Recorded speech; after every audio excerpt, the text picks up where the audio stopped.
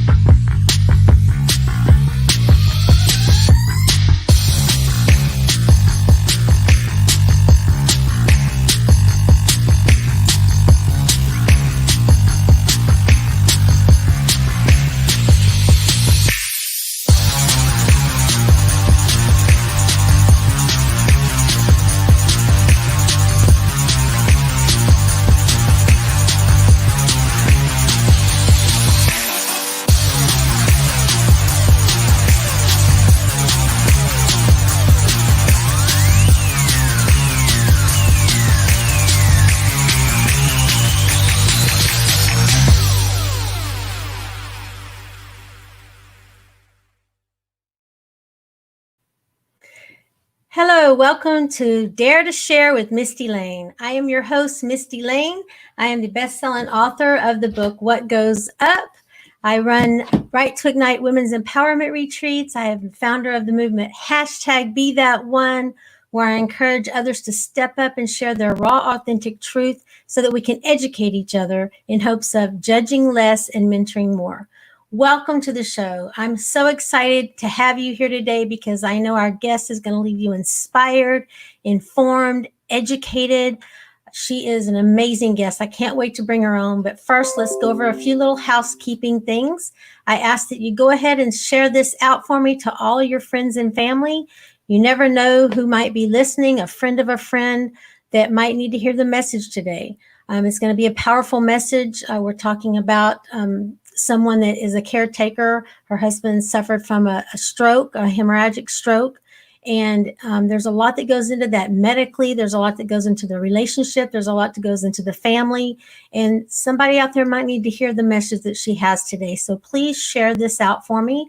Also, we ask that you get interactive and you comment with us. Let Tammy hear that you're supporting her. Ask her questions. Ask me questions if you want. And I also ask that you go over to #BeThatOne on my Facebook page and join the group, join the movement. We're going to be doing exciting work there. And as promised, Mistie Layne's show, Dare to Share, is going live 2 nights a week starting this Tuesday night, this coming Tuesday. We are now going to be streaming live every Tuesday and Thursday at 6 p.m. Central. Thank you so much for your support and all that you've done to help make the show grow. All righty, let's see who we've got here commenting. Hello, Helene Wilson. So nice to have you here, hon. Thank you for joining us live.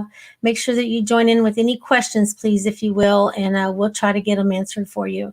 Hello, everyone else that's joining us live. Put up some hearts for me on the screen and just get this shared out. All right, we're going to be bringing on Miss Tammy. Just a quick little background on what's going on here is Tammy and her husband Tony met. They were both all-star athletes at Texas Tech. She was an all-star Texas #1 in the state basketball player. I think she said 1987. Big star, just amazing family. I barely know them, but just what I've learned of them, they are just amazing, powerfully, strongly bonded family. They met, they got married, they started their family. They both started their coaching careers down in Beaumont, Texas at Ozen High School.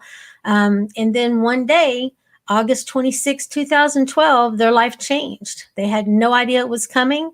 He walked out the door to go up to the school to get into some editing of some film and had a brain bleed and suffered from a stroke. And he is fully, he's bedridden. He's very small amount of communication, but it changed their lives. It changed the kids' lives. They had a very present, active role model. Their father was there for them, and he's there physically, but they lost that partnership, that mental capacity with him. He does suffer from short-term memory, so there's a lot of issues there around that with the kids. And for Tammy herself, it's just very tough because, this was her spouse, this was her best friend, and everything in her life changed. She became the caretaker, the breadwinner. She's a hero in my eyes. She's a very strong woman, has raised amazingly wonderful kids. One just made Teacher of the Year. So that's just such a huge honor. Another one is a track star. Another one we're going to be interviewing in 2 weeks, Tony Brown.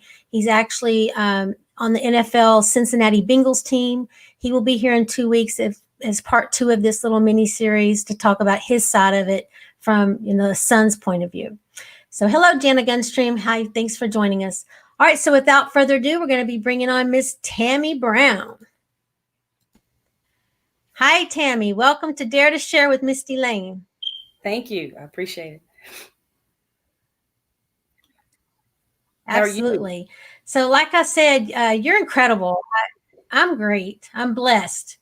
You're incredible, Tammy. Like I just said in the intro, you are, Jana Gunstream. Do you know Jana, by the way? Yeah. You do know Jana? I do. I went to school with Jana. Oh, wow. Yeah, Jana and I went to school together in Vida. Yeah. She said, yes, she is my shero. Oh, Absolutely. You're an amazing lady. And, but everybody that's on top got there, got to through their own milestones. They climbed their own mountains to get there. And what some consider a top might not be a top for other. What some might consider a valley might not be a valley to other, because we all equate it differently. So we're going to talk about everything you've been through. But the very first thing I want you to do, Miss Tammy, is just take about 2 minutes and share with the listeners today and the audience what you're most proud of. Just 2 or 3 things in your life, accomplishments that you're most proud of. I'm a mother, so I wear many hats. I'm a sister. I'm the oldest. My mother had 15 kids. I'm the oldest girl out of 15 kids. I'm a sister. I'm a mother, and what I'm most proud of are the steps and the development of my children. So I'd have to say that we spent a lot of time in. They weren't latchkey kids. Wherever we were, that's where they were. And so it was really important. My mother stressed education, and they were athletically inclined, but you have to work with that. And we work with them every summer. Our summers weren't cruises, that teachers that spend time off. And our summers were developing our kids to try to figure out what their niche was. And, we had goals of each of them getting athletic scholarships and, just being the best that they could. Wow, I think that you probably reached your goal, didn't you? I think all of them are extremely successful. We're really proud of them. My oldest daughter, the one that you mentioned, had that she won Teacher of the Year at her 3rd year teaching. And she's my head freshman coach at the school. We're both at the same school. And but she was a salutatorian of her class that year. Wow. And she went to Rice University. So we're really proud of all the accomplishments, that they have achieved. Yeah. And then your son, Tony, I think He played for the Green Bay Packers. I think recently this year he moved over to the Cincinnati Bengals, correct? Correct. Yeah, we're Yeah. yeah, really proud of him. He was top 10% in his class. I mean, we stress education, just as much as we did their athletic endeavors. And he graduated early. He graduated in December, and he graduated college in 4 years. He graduated early from college. So those Wow. steps are things that we really focused on. Wow. It's got to be so proud of them. Just so proud. And Yeah. so let's back up just for a minute and talk about you, because you were also number one in the state of Texas, I think is what you told me, right? For basketball. It's a long time ago. It was in the 80s. It's But still you, baby. yeah, It's still you. no, they had Naismith All American Awards, and the male for that year was Larry Johnson, and I believe he went to UNLV. And then I was the 1987 All American Female Athlete of the Year, so basketball player, of the year, and I received a full athletic scholarship to Texas Tech University. And it wasn't my only offer. It wasn't the best offer, but I have a twin brother who did not receive as many accolades as he should have, but he just wasn't recognized. Maybe he was a late bloomer, but my mother was able to broker a deal where, like, if you want Tammy, then you're going to have to take Sammy. And so we both attended Texas Tech University. And so going back to that, you said your mother had 15 children, two sets of twins, which you're one of those. I have a twin brother named Sammy. He's my best friend. So My yeah. goodness. Mm-hmm. So it sounds to me like you come from a lineage of strong women. Yes, my grandmother taught school. She for 40 years. My grandmother taught typing when I was in school, and as computer age started coming in, she went back to school and got a certification in that and taught computers. After typing was phased out. So I'm really proud of my grandmother. She had a doctor's degree in education. Oh wow, that's amazing. Well, so we know that you've got some extraordinary children. You yourself and your husband are both accomplished in everything you've done. Others look at you and might think, oh, they have it all. They're on top. But no one really knows the struggles that people go through and the challenges that they have to face. And that's because I believe transparency isn't out there enough.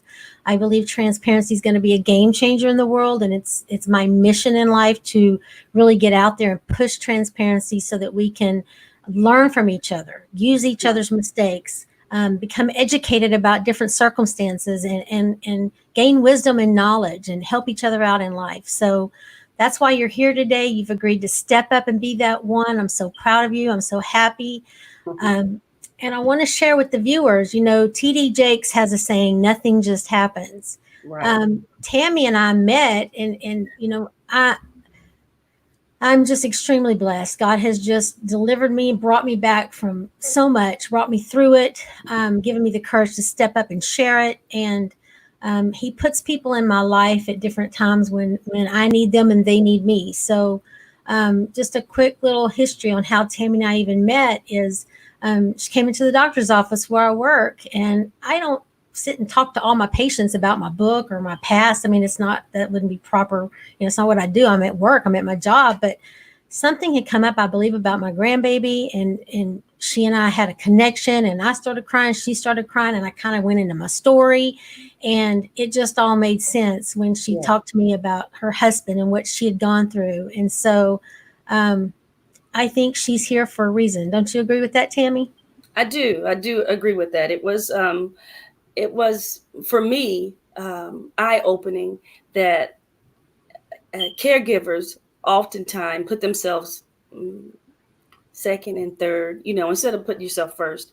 And it was an eye-opener for me that I needed to make sure that I pay closer attention to my own health needs and, just mental stability, emotional stability, that those things were, I needed to pay extra attention.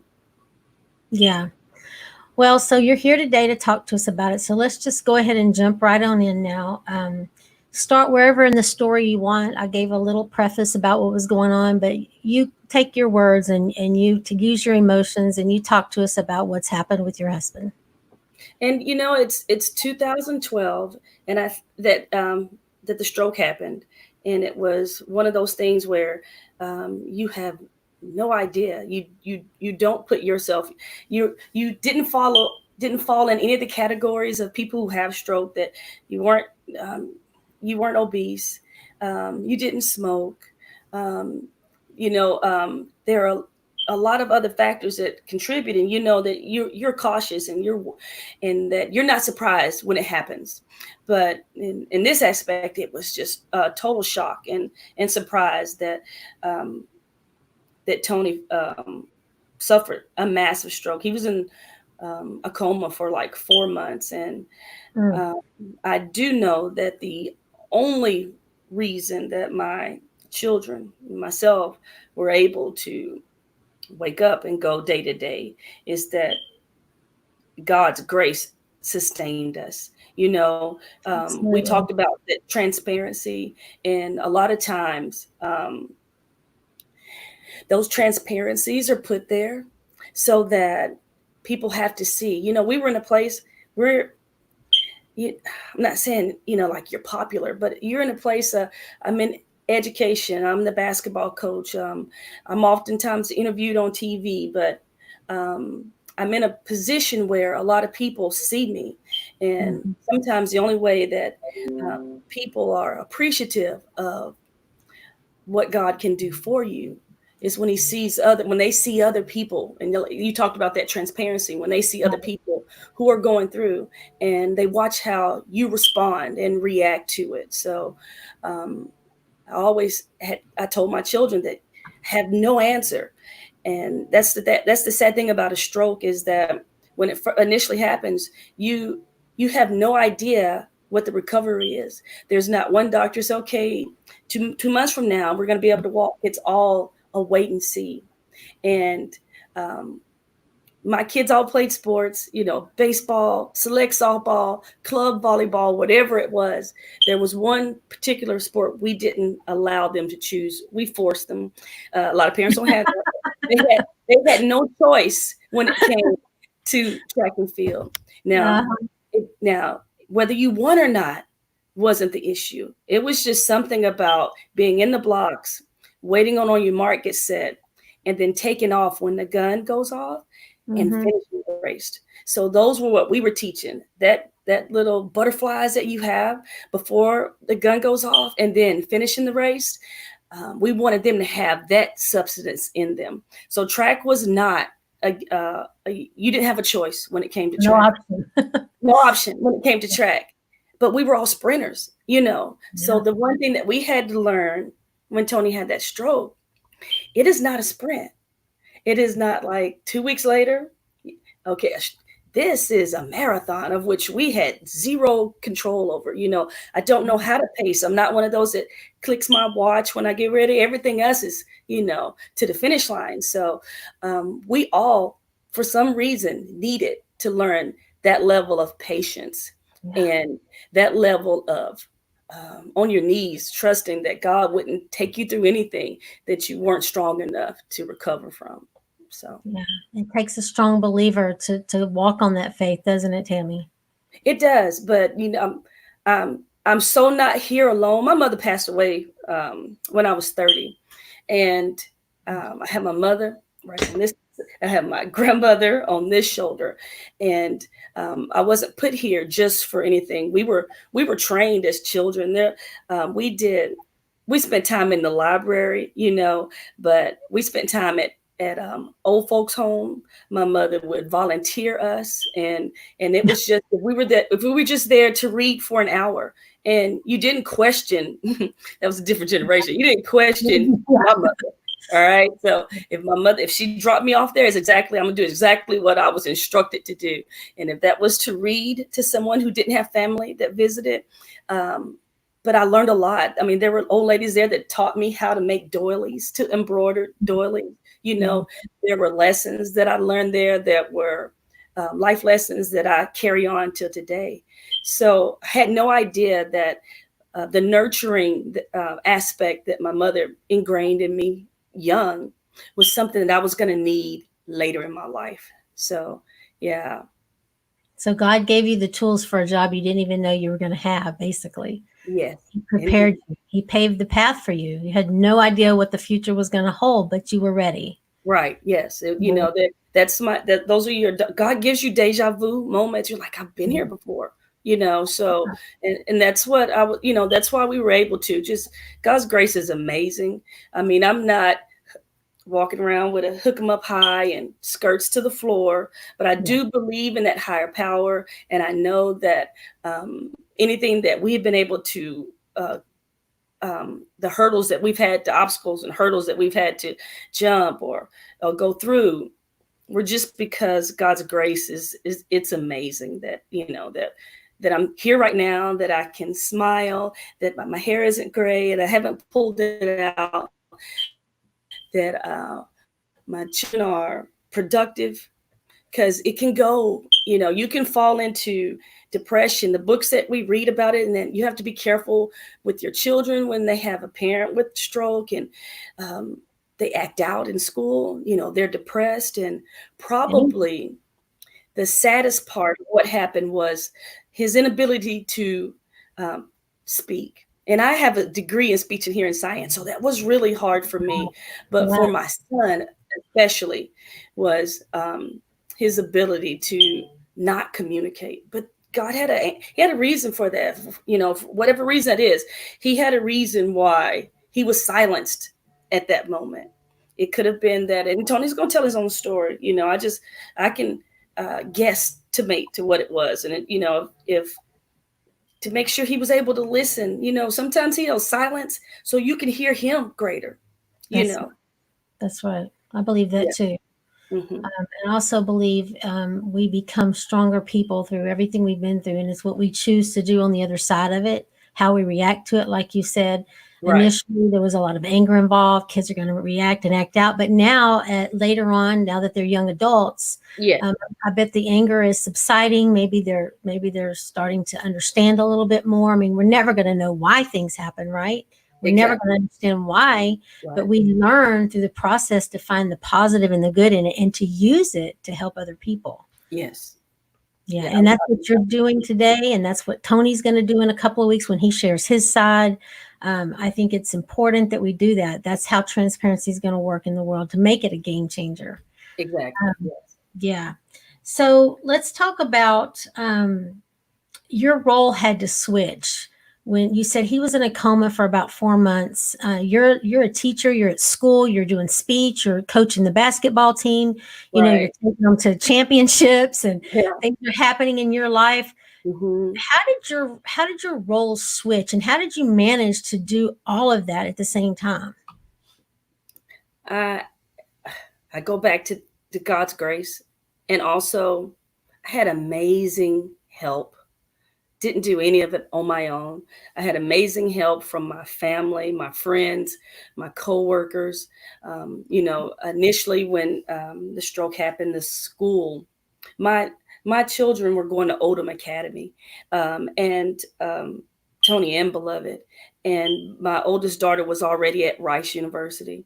But they started I had never heard of it was a food chain where they had a calendar, and each of, I may not even be saying it correctly what it was, but I think each we call it a food train. A is a train. train. Yeah, it It's a happened when food train. Eliana passed away. Yeah. And the teachers on that campus made a calendar so that I didn't have to cook. I didn't have to worry about that, because we were long hours, in ICU, during that time. You don't want to leave. You're afraid that if that we were afraid he'd wake up and be nervous because nobody was there. Where they're intubated, so you already know they can't talk, and so we wanted someone there the entire time. But I was able to muster up this strength. It came from above, but I had awesome support from my family and friends that we were able to, so I didn't have to worry about cooking for the kids, and they'd pick them up for me if I needed to, if I couldn't get home. But in that, I'm not from Beaumont, because I was born and raised in McKinney, Texas, and we Mhm. moved here in 2005. So and that was just amazing for us to have that kind of support here. Community Yeah. is very Mhm. important, isn't it? Yeah. So, what about your role as you became the breadwinner as well, didn't you? You had to work. You didn't have a choice at that point. Right. And well, we've both had that two income house. from the beginning, from when the kids were small, that wasn't an option, where we didn't go to work. And I loved working in the school system because the vacations that my kids have were the same vacation. And because Right. I did speech therapy in the school district, I Mhm. was mainly housed at elementary schools. So I got to grow up with the kids. I didn't miss them, through any of that. It wasn't latchkey. I worked at the same school that they attended, and then, on up through middle school, junior high, high school. But um, that was a huge change because just like um, managing the bills, that was different. And so that was something that, I needed. And I needed to do that. I Mhm. should have done that the whole time. But managing the bills, those type of things were just adjustments that I had to make. Right. So just not to mention the everyday life things that you're having to deal with, being the breadwinner, being a caretaker, being the mom, still trying to be active and make it to all their sporting events and all their Yeah, academic events and still that was be crucial. home. That was important, and that was crucial that we didn't drop. I didn't want the kids to miss a beat. I didn't want them to have time to ponder on the position that we were in. So we had a system where I would, after they go to bed, I would go back to the hospital and stay because my kids were okay and they could sleep if they knew I was at the hospital with their dad. With dad. And Yeah. there was one time I came home and the nurses were like, "That's it. We promise we're going to take good care of him. We're going to watch him and call you if anything happens. You've been up, you look tired. Just go home this one night. Promise us." And just the nurses there, they were awesome also. Mhm. Um, and when I got home, now when I left, I knew the kids were in their bed, everybody. But when I got home, when I opened the door, my son was sleeping in a chair in front of the door, and Mhm. he had made himself the protector of the sisters of the house. And so I had to have a talk with them. That was heartbreaking. I'm a sensitive person. It made me cry when I think about it. But when I Made you opened the proud door too, I bet. and I saw him, and his role had to change, then it was Mhm. easier for me to not show them that I was tired, not show anytime that I was tired, anytime that I was aggravated, anytime that I was depressed about it. It was easier for me to give them that face. So, yeah. Right. And he was just a junior in high school at this time, so I'm sure you were proud also of him stepping Right. up into that role, right? Exactly. Yeah. So I want to talk, Tammy. You're here to share. It's dare to share, but you're going to share at your own comfort level. I do want to push you and try to get you to, remember that anything you share is going to be value to other people. But Right. let's kind of turn it a little bit now and talk about um, some of the hardships because I remember, like I shared with you before, my grandbaby Eliana passed away in January. She was born 4 years ago with an oxygen deprivation, and she was total care. Hmm. Um, couldn't suck, cry, blind, deaf, feeding tube, the whole thing. And my daughter would just be exhausted. I mean, you Yeah. have nurses that come in. Sometimes they don't show up. And when they don't show up, there is no choice, but you have to be the caregiver, whether you've been Exactly. up all day, whether you've been up all night, whether you have another child at your feet, or whether you're pregnant, no matter what it is, you're it. So I remember my daughter crying sometimes because when Eliana would start presenting symptoms where she thought she'd have to take her to the hospital, just for a glimpse of a minute, she would feel relief because she so needed a break that knowing she was in the hospital gave her a little bit of a break, and she felt guilty for that. Did you Right. ever experience anything similar to that? That's that dare to share the guilt that I would feel. Um, and I would internalize that, like, and I wish there was a word I could think of that meant a little deeper than the guilt. um, I actually feel guilty that I was the one that was walking around, Mhm. when times were tough, and um, I would think that he would actually be stronger, and wondering why. Yeah. Not that I would change places with him, but questioning God. And so those are that dare to share the guilt and the questioning God. How how dare I? I've never done that before. And those were phases of up and down that I would go through. So, You still go through them, I bet, don't you?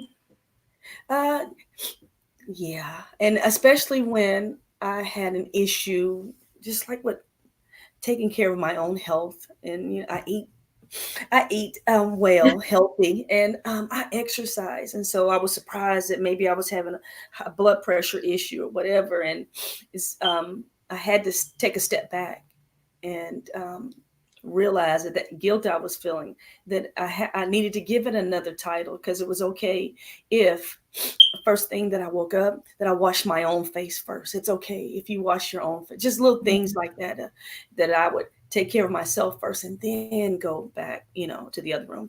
When he first came home from the hospital, we have a huge bedroom, and we had them place the hospital bed and everything right here in the room. And I can tell you, for 2 years, I did not sleep, because a patient, when they come home, they're used to being awakened every 2 hours. Mm-hmm. So like the time was off.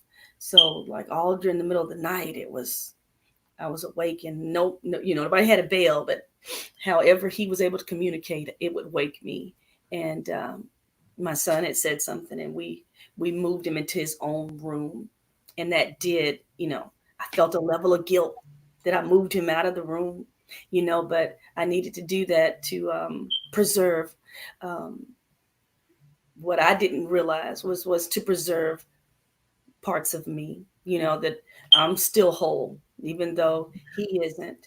And that's a level of guilt. You feel bad. I feel bad that I'm whole, and I didn't think that I deserved anything, and done anything in my life to not deserve it. I didn't think he had done anything in his life to deserve what happened to him, Yeah. but it's okay to question.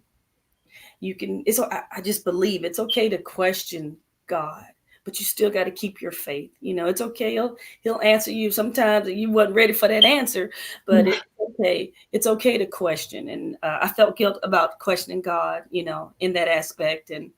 And the guilt that if um, it was important to me that I attended and I had help, his brother would come and stay, for a Saturday, but I didn't get to enjoy like the track meets like we did before the stroke. So my oldest daughter ran track at Rice, and so that would mean that I would have to leave at 4 o'clock in the morning, as opposed to going the day before like everybody else, Like because they everybody else. had things planned on the day before. But I never got to enjoy those things. I could only go to the meet, and then as soon as the meet was over, I had to get back home. And so those were things. My son played at Alabama, and that's 8 hour drive. And so we drive, and one of my brothers, he would drive with me, but it was the least amount of time away was what, you know, we had to. And if I had it my way, I'd go to every single game, because Oh, that's what we were absolutely.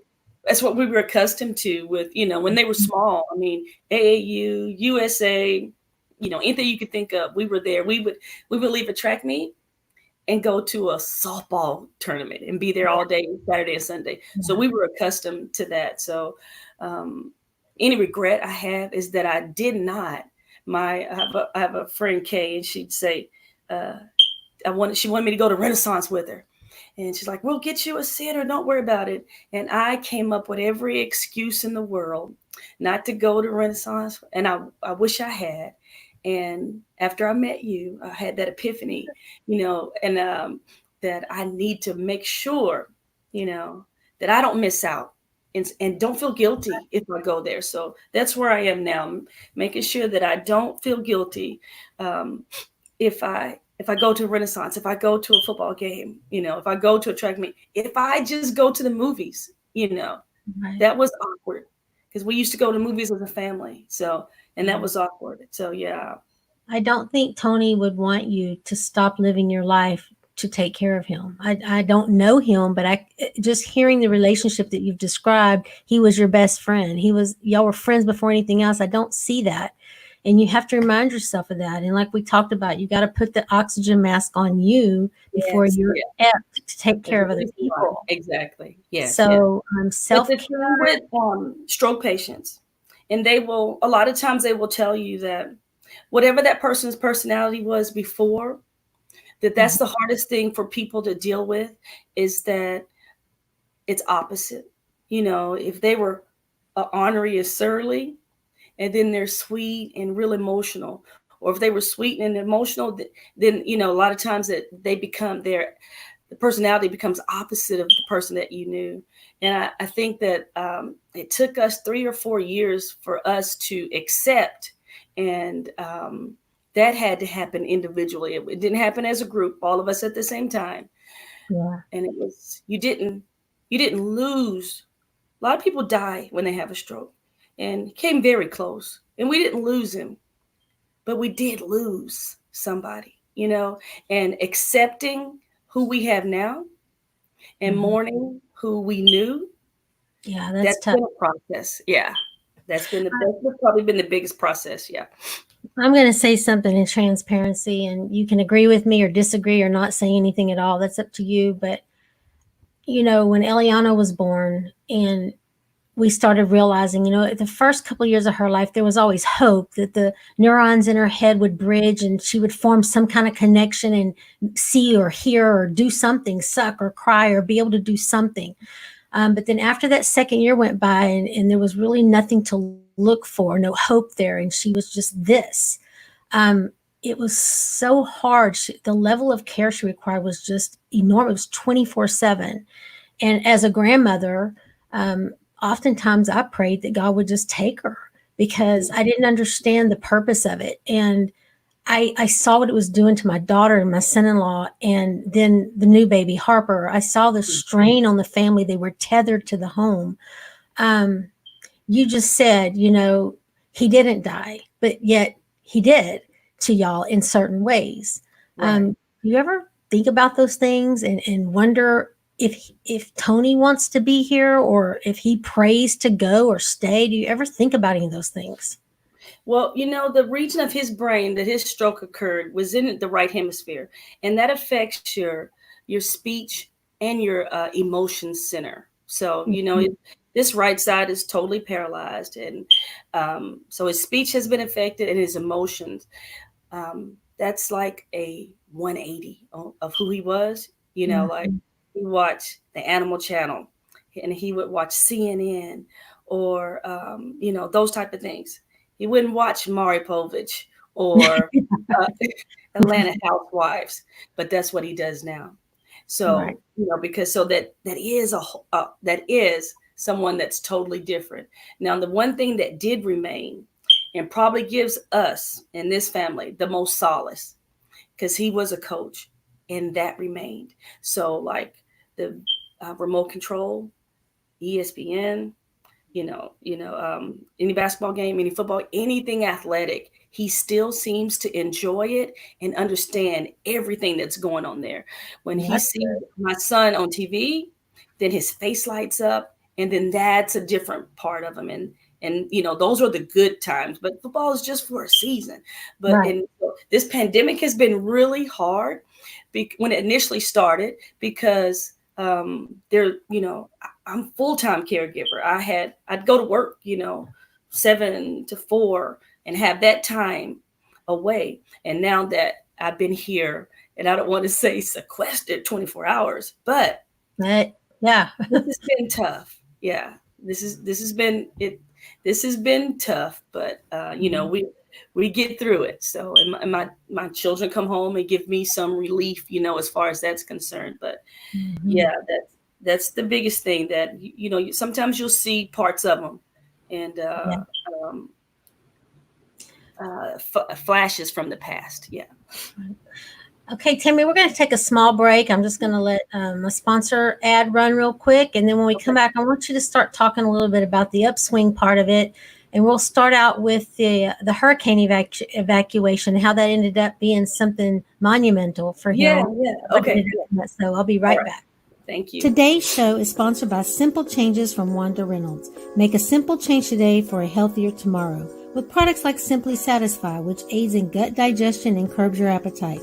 Mental wellness is directly related to gut health, so keep a happy gut with Simply Satisfy. Then there's Simply Soothe. It helps relax your sore muscles and it supports your overall joint health. Simply Start is made from 100% organic hemp oil. It promotes your calmness, supports sleep, and maintains healthy joints. Contact Wanda Reynolds today through Facebook Messenger or at scdso.com/live life wonderfully. Today's show. All right. So I just want to thank Wanda Reynolds for being a sponsor of the show. Please reach out to her through Facebook Messenger, Wanda Reynolds, for simple changes. All right. So we're here with Tammy Brown. She's talking to us about surviving through her husband's hemorrhagic stroke and all the lifestyle changes that her and her family had to endure and go through. We've talked a lot about the down part, the resentment, the guilt, the anger, the frustration, the questioning God, the why part of it. Now we're going to kind of take a turn and let Tammy talk to us about some of the good things that have come from it and how you can overcome that to make good, create the good and create those moments. So why don't you talk to us about Hurricane Harvey and what happened with that, Tammy? Well, I'm just going to take 2 steps back. Sure. In that when the stroke initially happened, my son was a junior. So he started off his senior year of football. And that was just around the time, because Tony was in rehab. He went to tier. So he was away from the home for 12 months, maybe 13. So that was just about the time that we were able to get him home. And, if he weighed 195 pounds going in, he came home, he was weighing 125. He was in smalls and everything. And that I was able to lift him and put him in the wheelchair. And that's when he could still sit up in the wheelchair. But, the strokes, the spasticity where, it locks them up. And that's why he's in a position now where he's fully confined to the bed. But we were excited. I was able to take him to a football game. And at the football game, what I didn't realize, and I should have, but a lot of times those strobe lights from the scoreboard triggers seizures. And so the stroke has left him with a seizure disorder. I mean, that's not something that happens all the time, but like he has to have triggers. And he has medication that controls, a lot of things that happen anyway. But it was a huge ordeal. He had a seizure. The boys had just gone in for halftime. So Tony was unaware the whole time that an ambulance came. They had to take him away, and, in the ambulance. The coaches did a good job. They even kept him just a little bit longer time for us to go. But that was the only game that he was able to see, with Tony. He had gone to Alabama, which is a really big deal. And he could only watch him on TV, attend the games, watching him on TV. When the hurricane happened, I lived on 105 and Bevel Oaks had flooded. And then they had to open and let all the water. And so it overtook our neighborhood also. And matter of fact, people were coming in boats and jet skis trying to get their friends that lived in family that lived here. And we were going to wait it out. My daughter beloved was here with me. We had a generator, and Tony was oblivious to what was going on because he still had TV. The generator was connected to the TV. It was connected to his bed so he could move it up and down. So as long as we were cooking on a hot plate. So as long as he was receiving hot meals and he could work the remote control, we were watching movies at that time, but football movies, old football games, we were just going 100 miles an hour, and Tammy, hang on one second. Doesn't he also, suffer from short-term memory loss? So let's say he saw the Weather Channel and saw that there was a hurricane, but maybe 15 minutes later he'd forgotten that. Is that correct? Yes, okay. Yes. So, I mean, those things that happen. And so we had to be evacuated. We had to call the number, and they were able to get the huge Army truck and put us on a boat, and then put us on the Army truck and took us to the Beaumont Civic Center. And then the water there started to crest, and they needed to evacuate. And it was really hard to get him in to this. When we got to the Civic Center, there's no beds beds, hospital beds that he's accustomed to. They were just cots. They were just cots on the ground. And so he had to lay flat, and we were trying to stuff pillows and all that kind of stuff. And he was quite miserable. And then they said, we're going to have to evacuate here, and we're getting school buses, and we're going to take y'all to San Antonio. We're like, San Antonio? Okay. Well, there was a special bus for disabled and a separate bus, and you couldn't ride on us. And we had a problem. I had a problem. I'm saying we, my daughter is very strong-willed, but we had a problem because it was, you couldn't go. They're like, only the disabled. We're like, but he's nonverbal. Someone's going to let my daughter go. Someone's going to have to communicate, but that was not the procedure, And Right. so my friend came with her pickup truck, and we picked up the cot and everything. And Something I did too. we were able to get strength from I don't know where, but my daughter and I picked up that cot and put it in the back of the truck, and we went to her house. And at the whole, my son is calling because he could see our house, and the water level, and people are saying, you need to check on the people down, but y'all, you didn't check on your parents. Are they okay? Beaumont's flooding and all this. And so we were able to talk to him, and he's like, I'm going to go talk to Coach Saban. Well, Coach Saban arranged, and he's the head coach at Alabama, for his personal plane to come pick us up. It's like, if y'all could just make it to the airport in Port Arthur, then we'll get you here. And we did. And I called friends, and they came and helped me lift him and get him in that airplane. And I'm telling a long story. To make my long story short, Okay. Tony's dad had never seen him play college football. And the rehab facility there. And once we got to Alabama, we were in a nice hotel, but something seemed off about him. And he gets so mad if I call the ambulance or a doctor, because he'd rather not go anywhere. Mm-hmm. And boy, he cursed words for some reason for stroke patients come out clear as a bell. He cursed, but I knew something was wrong. When he got to the hospital, he had like a dozen blood clots in his leg, and that was laying flat. So we had to go to the emergency room, and so he was like urgent care for a while. Not only did he have the blood clots, but he had pneumonia from being out in the rain and everything. Yeah. He contracted pneumonia. He had blood clots. It was really horrible. Mm. He was in the hospital for about 3 weeks once we got to Alabama. And when we left there, they found a really good rehab facility.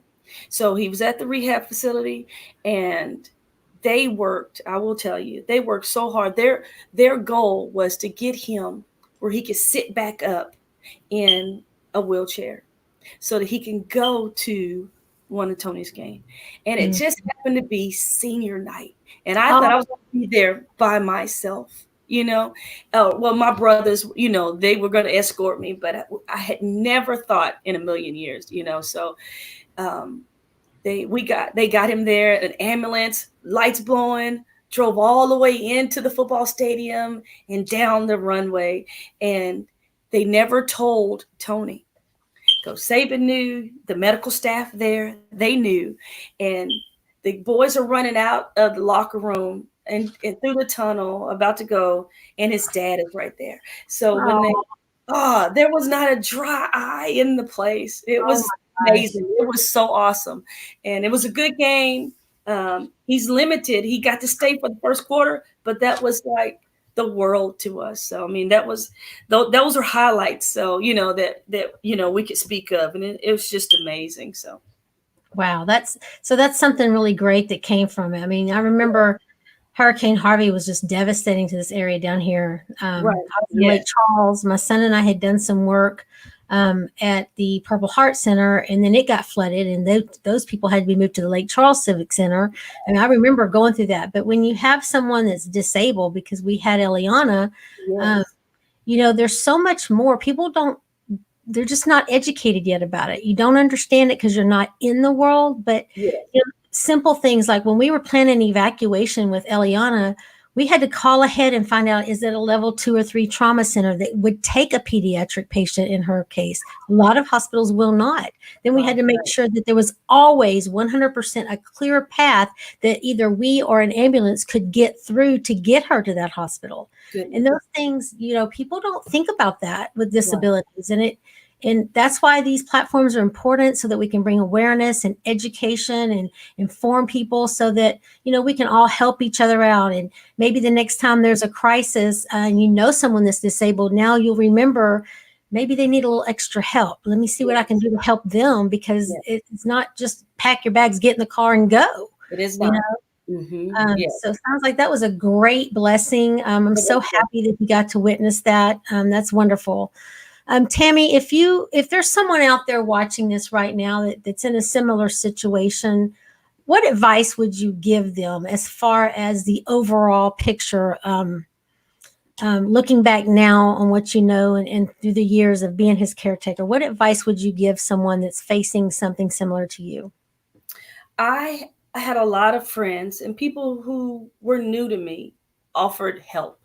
Mm-hmm. And I believe initially looked at it like a sign of weakness, that, this was a position that God put me in. I was strong enough to handle it. He wasn't going to put me in something I couldn't handle. But there were a lot of times that when I had friends that asked me if I needed something, then if I were to do it over again, I would accept more help, in that area.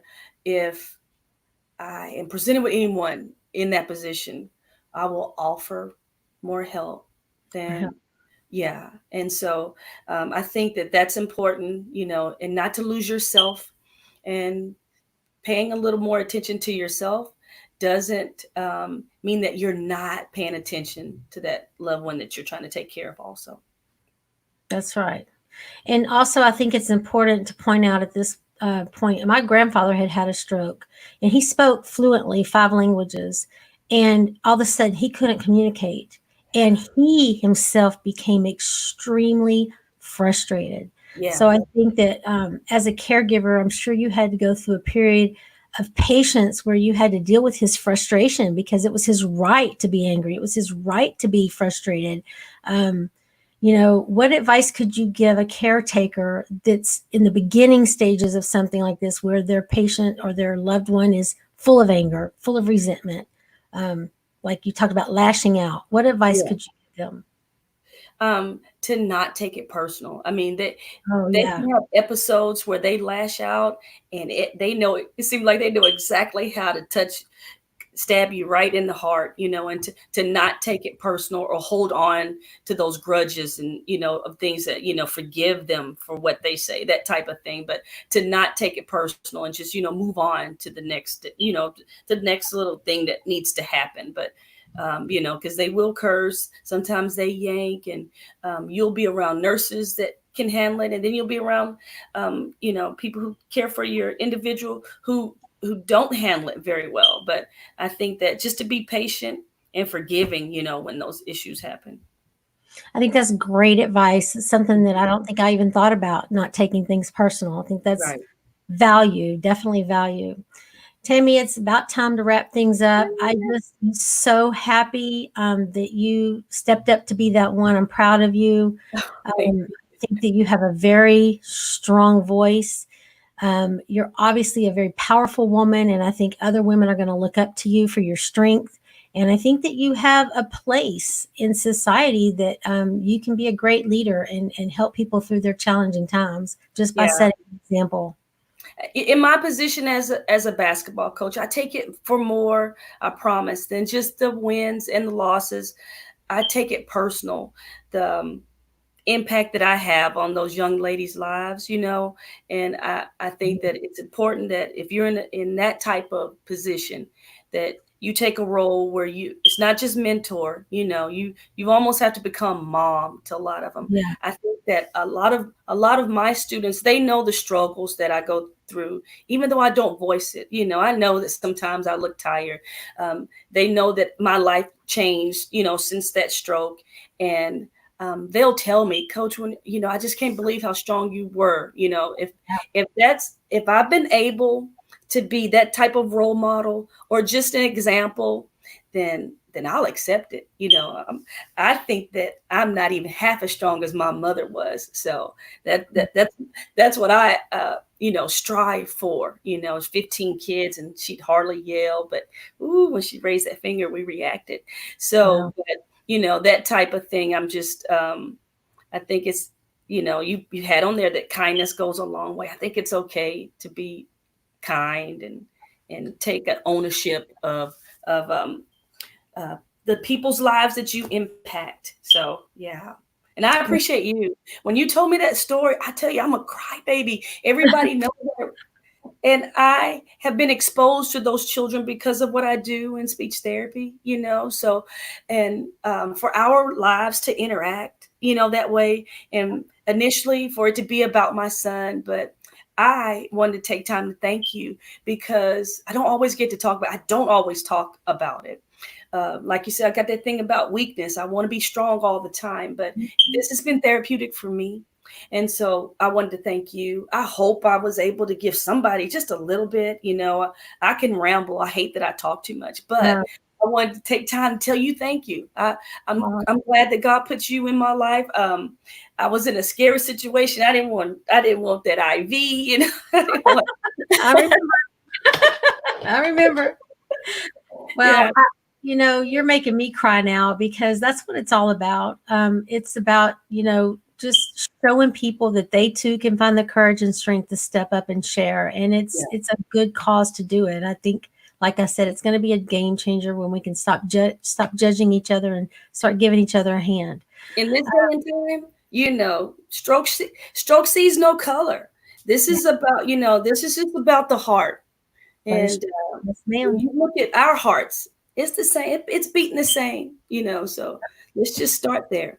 Thank you. Thank you so much, Misty. I'm going to share on the screen real quick because I think this is important.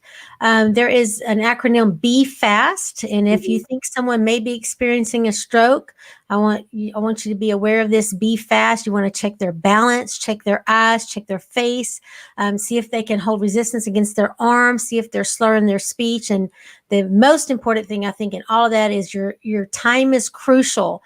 Yes. Get them to a hospital as soon as possible. They can give them a drug called TPA, which is a clot buster.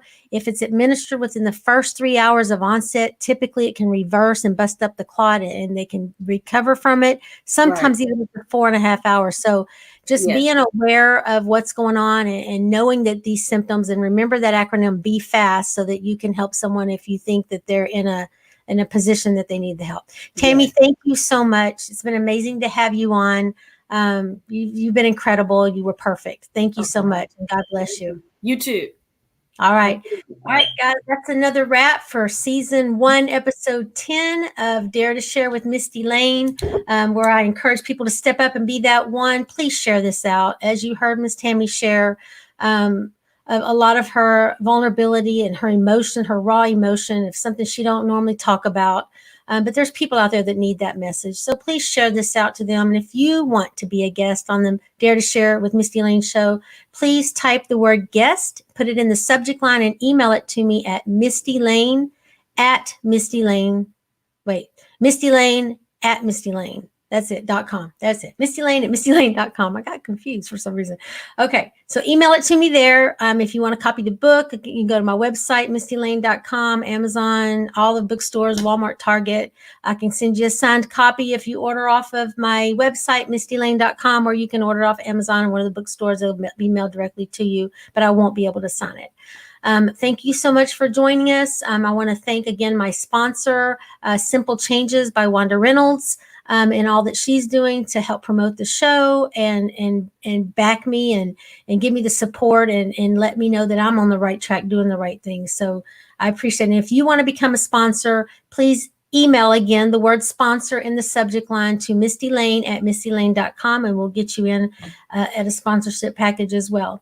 All right. So we will see you at another added time. Instead of waiting a whole week, we will be back with you live on Tuesday night, 6 p.m. Central, streaming live from e360tv.com. Thanking Aaron Hymes and his team for his wonderful platform there. Thank you so much. I want you all to just go out and enjoy your evening, love up on somebody, and be grateful for the things you have all around you. All right, we're going to end with a word from the sponsor and let the video take us out. Love you. Bye. Today's show is sponsored by Simple Changes from Wanda Reynolds. Make a simple change today for a healthier tomorrow with products like Simply Satisfy, which aids in gut digestion and curbs your appetite. Mental wellness is directly related to gut health, so keep a happy gut with Simply Satisfy. Then there's Simply Soothe. It helps relax your sore muscles and it supports your overall joint health. Simply Start is made from 100% organic hemp oil. It promotes your calmness, supports sleep, and maintains healthy joints. Contact Wanda Reynolds today through Facebook Messenger or at scdso.com/live life wonderfully. Thank you guys. Mistie Layne signing out. Bye.